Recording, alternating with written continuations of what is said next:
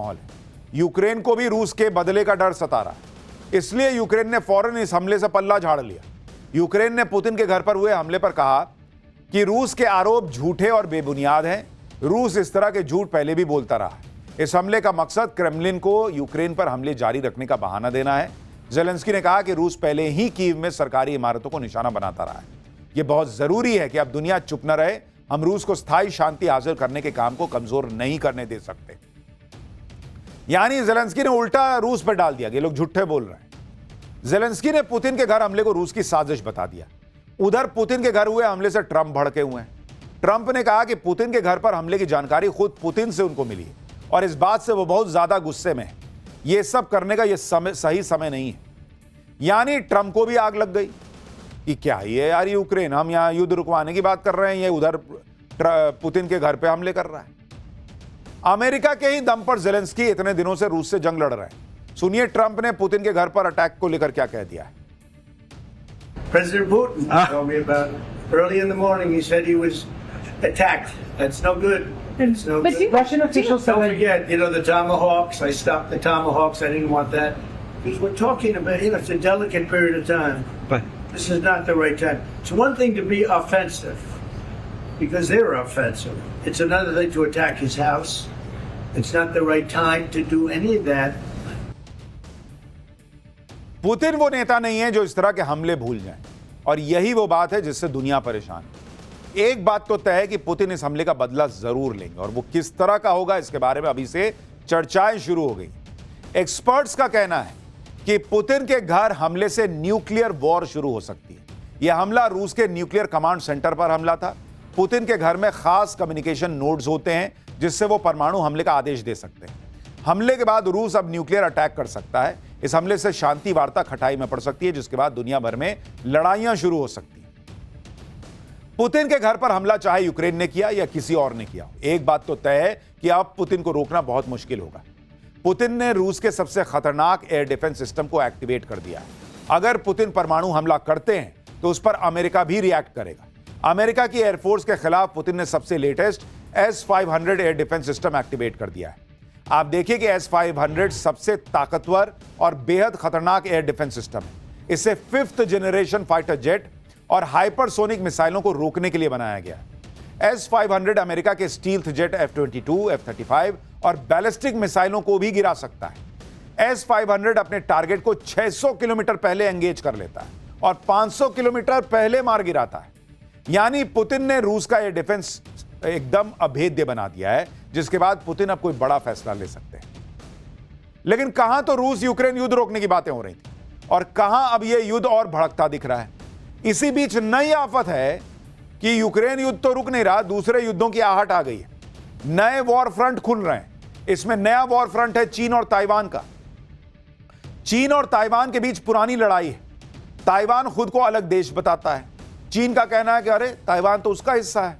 लंबे समय से दोनों के बीच संघर्ष होता रहा है, लेकिन अब आशंका जताई जा रही है कि चीन नए साल यानी 2026 में ताइवान पर अटैक कर देगा। चीन की सेना ने ताइवान को घेर के सैन्य अभ्यास शुरू कर दिया है।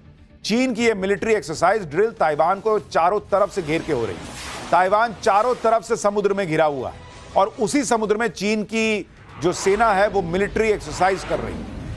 चीन ने ताइवान को जिस तरह से घेर लिया है, उस तरह की मिलिट्री एक्सरसाइज चीन ने पहले कभी नहीं की। कई लोगों को ऐसा लग रहा है कि चीन इस बार युद्ध करके ही मानेगा। चीन ने खुद इसका वीडियो जारी किया है। ये तस्वीरें चीन ने जारी की हैं। इसमें चीन की सेना मिलिट्री एक्सरसाइज करते हुए दिख रही है। खास बात यह है कि चीन इस एक्सरसाइज में ड्रोन, ह्यूमनॉइड और रोबोट्स का जमकर इस्तेमाल कर रहा है, यह भी कहा जा रहा है। कुछ हालांकि AI जनरेटेड वीडियोस भी लग रहे हैं। यह नेक्स्ट लेवल वॉर एक्सरसाइज की तरह है। आप देखिए कि चीन ने इसके लिए कितनी फोर्स उतारी हुई है। चीन के इस सैन्य अभ्यास का नाम जस्टिस मिशन 2025 है। इसमें आर्मी, नेवी, एयरफोर्स और रॉकेट फोर्स शामिल है। वॉरशिप, फाइटर जेट, बॉम्बर मिसाइलों का इस्तेमाल हो रहा है। समुद्री और हवाई टारगेट को निशाना बनाने का अभ्यास किया जा रहा है। बंदरगाहों की नाकाबंदी कर दी गई है। बाहरी दखल को रोकने का भी अभ्यास हो रहा है। चीन जस्टिस मिशन 2025 में अपनी पूरी ताकत दिखा रहा है। चीन के इरादे बहुत खतरनाक लग रहे हैं। चीन की इस मिलिट्री ड्रिल से ट्रंप भी हैरान है। हालांकि ट्रंप का कहना है कि जिनपिंग के साथ बहुत अच्छे रिश्ते हैं और जिनपिंग ताइवान पर हमला नहीं करेंगे। Well, China I have a about great that? relationship with President Xi, and he hasn't told me anything about it. I certainly have seen it, but he hasn't told me anything about it, and I don't believe he's going to be doing it. No, nothing worries me. But you Nothing. said where there इनको आजकल कोई कुछ बताता है, Putin के घर पे हमला हो गया, इनको बता के हुआ था क्या? चीन इनको बता के करेगा कि मैं ताइवान को ठोकने जा रहा हूं। चीन ने किस तरह से ताइवान की घेराबंदी की है आपको देखना चाहिए। ये मैप देखिए, इसमें ताइवान को के चारों तरफ से चीन की मिलिट्री एक्सरसाइज होती दिख रही है। ये वो जोन है जो चीन ने बनाया है। लाल रंग वाले जो आप जोन देख रहे हैं, आप देखिए ना, 7 जोन है। लाल रंग वाले जोन में चीन की सेना एक्सरसाइज कर रही है। हल्के नारंगी रंग वाले जोन को चीन ने वार्निंग जोन घोषित कर रखा है, और यह सब ताइवान की एयर डिफेंस लाइन के अंदर हो रहा है। यानी चीन की सेना ताइवान के एयर डिफेंस रेंज के अंदर घुसकर लाइव फायर ड्रिल और कॉम्बैट एक्सरसाइज कर रही है। और अब आप बताइए, यह हड़काने जैसा नहीं है कि आप पूरे चारों तरफ से घेर लिए, 7 जोन बना दिए, अब वहीं एक्सरसाइज कर रहे हैं, दूसरी जगह नहीं कर सकते थे। अगर चीन ताकतवर है और अपनी ताकत दिखा रहा है, तो ताइवान कम है। ताइवान भले ही चीन के मुकाबले बहुत छोटा है, लेकिन चीन के जवाब में ताइवान ने भी कमर कस ली है। चीन की कार्रवाई के जवाब में ताइवान ने भी काउंटर कॉम्बैट एक्सरसाइज शुरू कर दी है। ताइवान के रक्षा मंत्रालय ने कहा है कि उनकी आर्मी, नेवी और एयरफोर्स पूरी तरह से तैयार है, अलर्ट पर है, शॉर्ट नोटिस पर पलटवार करने के लिए तैयार है। वहीं चीन की मिलिट्री एक्सरसाइज पर ताइवान ने कहा कि चीन उकसावे वाली हरकतें कर रहा है, ताइवान किसी के दबाव में न आने वाला। चीन ने ताइवान की घेराबंदी कर दी है, पूरा फोकस उसका ताइवान पर है, और इसी बात से पाकिस्तान की हालत खराब हो रही है। भाई, पाकिस्तान अभी तक ऑपरेशन सिंदूर में हुई पिटाई को भूला थोड़ी है। ऑपरेशन सिंदूर के दौरान चीन ने पाकिस्तान की मदद की थी। अब यह अलग बात है कि चाइनीज हथियारों के बाद भी पाकिस्तान बुरी तरह से पिटा। अब चीन ने अगर अपना नया फ्रंट खोल लिया, वो ताइवान के खिलाफ अग्रेसिव हो रहा है, चीन की सेना भी ताइवान को घेर रही है, और अगर वहां युद्ध हो गया तो मुनीर और शहबाज को डर सता रहा है कि अगर भारत ऑपरेशन सिंदूर पार्ट 2 एक्टिवेट करेगा तो पाकिस्तान के साथ कोई खड़ा होगा भी या नहीं होगा, क्योंकि पीएम मोदी कह चुके कि ऑपरेशन सिंदूर तो स्थगित है, बंद तो हुआ नहीं। यानी भारत 2026 में कहीं ऑपरेशन सिंदूर 2 शुरू कर देगा, इसको लेकर पूरी आशंका है। भारत के टारगेट पर पीओके और वहां के आतंकी ठिकाने हैं। पाकिस्तान को डर है कि भारत कहीं पीओके पर हमला न कर दे। ताइवान में उलझा चीन भी पाकिस्तान की मदद नहीं कर पाएगा। अच्छा, मुनीर और शहबाज का सबसे बड़ा डर यह है कि अगर चीन ने मदद नहीं की तो क्या होगा। मुनीर तो पहले से इतना डरा हुआ है कि बुलेट प्रूफ जैकेट पहन के घूम रहा है। शहबाज भी अपने लिए बंकर का इंतजाम कर चुके होंगे, क्योंकि भाई राष्ट्रपति वहां के कहते हैं कि बंकर में छुपने की नौबत आ गई थी जब पार्ट 1 हुआ था। अच्छा, पाकिस्तान के लिए आफत सिर्फ यह नहीं कि इस समय चीन उलझा हुआ है। पाकिस्तान के लिए आफत यह है कि जिन अमीर मुस्लिम देशों के पास भिखमंगा पाकिस्तान कटोरा लेके भीख मांगने जाता है, वो अमीर मुस्लिम देश भी आपस में भिड़ रहे हैं।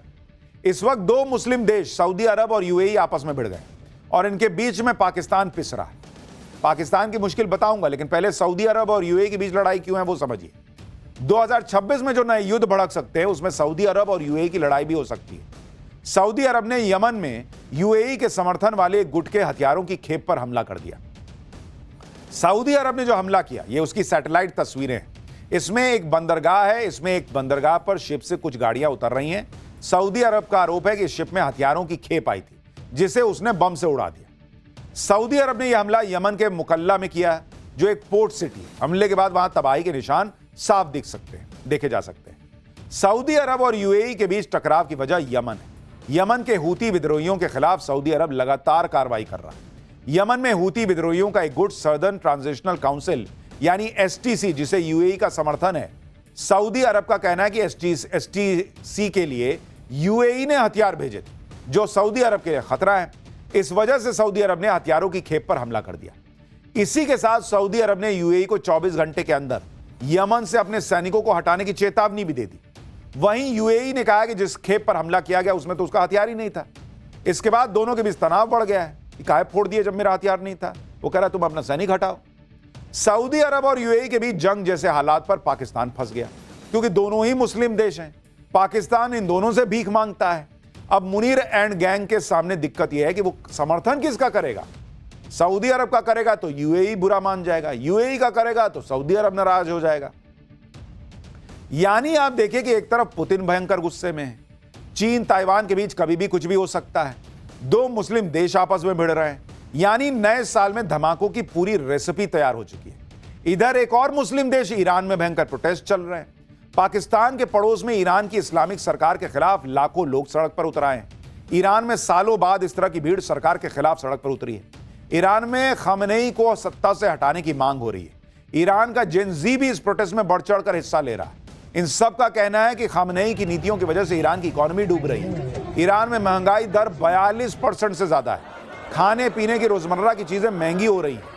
लोगों में इस कदर गुस्सा है कि वो पुलिस के लाठीचार्ज के बाद भी पीछे नहीं हट रहे। पुलिस आंसू गैस के गोले दाग रही है। गुस्साई भीड़ उसके बाद भी नारेबाजी कर रही है। कुल मिलाकर ईरान में पब्लिक ने सरकार के खिलाफ जंग छेड़ दी।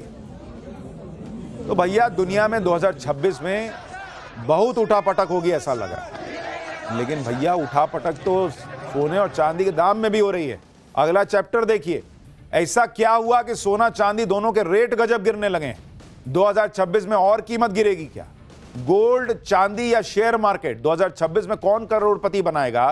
क्या खबर आ रही है अब इसका चैप्टर। सोने और चांदी के दाम ने इस साल रिकॉर्ड बना दिए और उसकी उम्मीद किसी को नहीं थी। अब कई लोगों को लग रहा है कि उनकी गाड़ी छूट गई। सोच रहे हैं काश जब रेट कम था तब खरीद लिया होता। सोने और चांदी के दाम अभी तक रॉकेट बने हुए थे, लेकिन साल खत्म होते होते सोने और चांदी ने ऐसा गोता लगाया कि लोगों के होश उड़ रहे हैं। सोना चांदी का जो दाम ऑल टाइम हाई होने का रिकॉर्ड तोड़ रहा था, वो साल के आखिरी दिनों में धड़ाम हो गया है। चांदी में बड़ा निवेश करने वालों को तो बहुत बड़ा झटका लगते लगते बचा। एक दिन में चांदी के दाम ने ऑल टाइम हाई का रिकॉर्ड बनाया, लेकिन चंद ही घंटों में सबसे ज्यादा गिरने का भी रिकॉर्ड तोड़ दिया। भाई 29 दिसंबर को सोने का रेट 1,40,000 रुपए प्रति 10 ग्राम पहुंच गया था, लेकिन कुछ ही घंटे में 6,000 गिर गया और 1,34,000 पे आ गया। 29 दिसंबर को चांदी ने 2,54,000 का ऑल टाइम हाई का लेवल छुआ, लेकिन भाई साहब कुछ ही देर बाद 31,500 रुपया रेट गिर गया और 2,22,000 पे आ गया प्रति किलो। सोने और चांदी के रेट में गिरावट का यह दौर आज भी जारी रहा। सोना करीब 2,500 रुपए आज गिर गया, चांदी में भी करीब 4,000 रुपए की गिरावट आई। अब पब्लिक पैनिक में कि जिसको देखो वही सोना चांदी खरीद रहा था, अब कल ये तो गिरे जा रहे हैं। चांदी के इतिहास में पहली बार इतनी बड़ी गिरावट देखी गई। जिन लोगों ने सोने चांदी में मोटा इन्वेस्ट कर रखा था उन्हें अब बेचैनी हो रही है कि लेवल आया, ये 2026 में क्या होगा, पैसा जाने वाला है क्या? सोने और चांदी के दाम में जो गिरावट आई है उसके बाद वो लोग सोच में पड़ गए हैं जो लोग 2026 में सोना और चांदी में निवेश करने की सोच रहे हैं। अभी तक कहा जा रहा था कि सोने के दाम तो 1.5 लाख पहुंच जाएंगे, चांदी खरीदने वाला तो एकदम माला माल हो जाएगा। सोने और चांदी में अभी जिसने पैसा नहीं लगाया वो हाथ मलता रह जाएगा, ऐसी बातें हो रही थी। लेकिन बड़े बड़े मार्केट एक्सपर्ट और रिपोर्ट जो कह रहे थे वो तो 2025 में ही फेल हो गया। सोने और चांदी की कीमतों में अचानक क्यों गिरावट आई है पहले वो समझ लीजिए। एक्सपर्ट्स की माने तो इस गिरावट की मुख्य वजह इन्वेस्टर्स की तरफ से की गई भारी मुनाफा वसूली को माना जा रहा है। बाजार में लंबे समय से जारी तेजी के बाद जैसे ही कीमतों ने एक खास स्तर को पार किया, बड़े इन्वेस्टर्स ने मार्केट से अपना मुनाफा निकालना शुरू कर दिया। भाई रिकॉर्ड चढ़ा तो लोगों ने कहा बेचो, यही सही समय है, निकाल लो पैसा। अब उन्होंने बेचना शुरू किया तो गिर गया धप से दाम। इसके अलावा चीन की नई नीतियां भी दाम में गिरावट का कारण मानी जा रही हैं। चीन 1 जनवरी से चांदी के निर्यात पर कड़े प्रतिबंध लगाने जा रहा है। इसके लिए एक सरकारी लाइसेंसिंग व्यवस्था लागू की जा रही है। चीन के इस फैसले से दुनिया भर में चांदी की सप्लाई को लेकर चिंता बढ़ गई है। कीमतों में आई इस गिरावट के पीछे अंतर्राष्ट्रीय राजनीति के बदलते समीकरण भी अहम भूमिका निभा रहे हैं। ट्रंप ने संकेत दिए हैं कि रूस यूक्रेन युद्ध खत्म करने के लिए समझौते पर बातचीत आगे बढ़ चुकी है। युद्ध खत्म होने की खबर से सुरक्षित निवेश के तौर पर सोने और चांदी की मांग में कमी आई। इसके साथ ही अमेरिका के CME ग्रुप ने चांदी के कारोबार के लिए मार्जिन की सीमा $20,000 से बढ़ाकर $25,000 कर दी। इस फैसले के चलते ट्रेडर्स के लिए चांदी में दांव लगाना महंगा हो गया। यानी दुनिया में जो स्थिति बन रही है उसके बाद लोगों के मन में सवाल है कि क्या अभी भी सोना चांदी खरीदना है या हो गया इनका काम अब ना खरीदना? 2026 में दाम गिरेंगे कि बढ़ेंगे? अमेरिका के फाइनेंशियल सर्विसेज के एक्सपर्ट्स ने तो सोने चांदी के दाम में आई तेजी को लेकर चेतावनी भी दी थी। उनका कहना था कि सोने चांदी के दाम की यह रफ्तार अब पैराबोलिक स्टेज में पहुंच चुकी है। पैराबोलिक स्टेज का मतलब होता है कि कीमतें बहुत कम समय में असामान्य और लगभग सीधी रेखा में ऊपर भागने लगती हैं। पैराबोलिक स्टेज का अंत सिर्फ एक ही तरह से होता है, बराबर और उल्टी दिशा की तेज प्रक्रिया के साथ, मतलब इससे ऊपर गया और इससे नीचे आएगा। यानी जो पैटर्न दाम बढ़ने में दिखा वही हाल दाम गिरने पर भी हो सकता है। साल के आखिर में सोने और चांदी के दाम ने बड़े इन्वेस्टर्स को भी झटका दे दिया। जो लोग सोना और चांदी में इन्वेस्ट करके कमा रहे हैं उन्हें भी दाम के घटने का अंदाजा नहीं था इस तरह से। हालांकि इसके बाद भी कहा जा रहा है कि यह नुकसान का सौदा नहीं है, क्योंकि मार्केट का पैटर्न और डिमांड सप्लाई की गणित तो कुछ और ही कह रहा है। सोने और चांदी के मार्केट को समझने वाले एक्सपर्ट्स तो अभी भी बड़े बड़े दावे कर रहे हैं। उनकी माने तो सोने और चांदी की डिमांड में अभी भी तेजी है, जिसके आगे भी बने रहने का अनुमान है। ऐसे में 1 किलो चांदी के दाम अगले 1 साल में 2,75,000 रुपए तक जा सकते हैं, यह अभी भी एक्सपर्ट्स को लग रहा है। जबकि सोने के दाम अगले साल में 1.5 लाख रुपए प्रति 10 ग्राम के पार जा सकता है। सोने में निवेश करने को सबसे सुरक्षित निवेश माना जाता रहा है। जब भी दुनिया में युद्ध या कोई और क्राइसिस आता है तब गोल्ड सिल्वर की तरफ लोग भागते हैं। लोग सोना और चांदी जैसी सुरक्षित एसेट्स में निवेश करना चाहते हैं। इससे सोना और चांदी की मांग बढ़ती है, फिर कीमत बढ़ जाती है। इससे पहले के आर्थिक संकट के दौर में सोने की कीमतों में 20 से 50% तक की बढ़त देखी गई थी। अगर 2026 में कोई बड़ा आर्थिक संकट आता है तो एक्सपर्ट्स का अनुमान है कि सोने की कीमत में 25% से 40% की और तेजी आएगी। ऐसे में 10 ग्राम सोने की कीमत आने वाली दिवाली तक अनुमान है एक्सपर्ट्स का कि 1,62,000 से 1,82,000 रुपए के बीच पहुंच सकती है, लेकिन यह सिर्फ अनुमान है। पिछले 1 साल के सोने के रेट आप देखेंगे तो आप भी चौंक जाएंगे। भाई 31 दिसंबर 2024 को 10 ग्राम 24 कैरेट सोना 76,000 रुपए का था भाई, और आज की डेट में 30 दिसंबर को यही सोना 1,34,000 रुपए का हो गया। इस साल अब तक सोने की कीमत 58,000 रुपए यानी 76% बढ़ चुकी है। चांदी के दाम ने तो अलग ही चौंका रखा है। 31 दिसंबर 2024 को 1 किलो चांदी की कीमत 86,000 रुपए थी। भाई साहब ये 2,31,000 पे पहुंच गई, यानी 1 साल में चांदी का भाव 1,45,000 रुपए बढ़कर यहां पहुंचा, यानी 169% का ग्रोथ। आप सोना चांदी और शेयर मार्केट से मिले रिटर्न को देखें तो कोई तुलना ही नहीं। पिछले 1 साल में चांदी से 140 से 165% का रिटर्न आया है। सोने में जिसने निवेश किया उसको 75 से 80% का रिटर्न मिला है, जबकि निफ्टी 50 में 8 से 10% का रिटर्न आया बॉस। यानी 2025 में शेयर मार्केट को छोड़कर चांदी में निवेश करना ज्यादा फायदे का सौदा रहा, और अगर यही पैटर्न रहा तो 2026 में भी चांदी आपको मालामाल कर सकती है।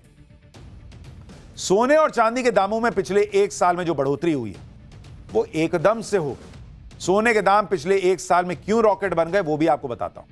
अमेरिका में ब्याज दर घटाने से डॉलर कमजोर हुआ, सोने की होल्डिंग कॉस्ट कम हुई, इसकी वजह से लोग सोना खरीदने लगे। रूस यूक्रेन युद्ध और दुनिया में तनाव बढ़ने से निवेशक सोने को सबसे सुरक्षित निवेश मानकर खरीदने लगे। चीन जैसे देश अपने रिजर्व बैंक में सोना भरने लगे। साल भर में 900 टन से ज्यादा खरीदारी कर रहे हैं, इसलिए दाम ऊपर चला गया। चांदी के दाम इसलिए बढ़े क्योंकि चांदी अब सिर्फ ज्वेलरी नहीं रही, यह जरूरी कच्चा माल बन गई। सोलर, इलेक्ट्रॉनिक्स, ईवी के प्रोडक्शन में चांदी की भारी डिमांड है। अमेरिकी कंपनियां चांदी का भारी स्टॉक जमा कर रही हैं, जिससे ग्लोबल सप्लाई में कमी से कीमत ऊपर चढ़ गई। प्रोडक्शन रुकने के डर से